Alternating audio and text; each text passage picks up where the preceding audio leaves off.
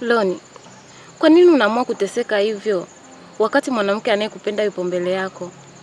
Mimi nakupenda Loni. Naomba unikubalie. Mimi nipo tayari kukulelea mtoto wako. Yaani nipo tayari kwa kila kitu kwa ajili yako. Sidhani kama jibu nitakalokujibu kama itakuwa ni mara ya kwanza kulisikia. Haitoshi kusema mimi sikuhitaji na siwezi kumruhusu mtu yoyote yule awe karibu na mwanangu zaidi ya mimi mwenyewe. Kwa nini unakuwa hivyo? Basi naomba ulegeze hata moyo hata kidogo.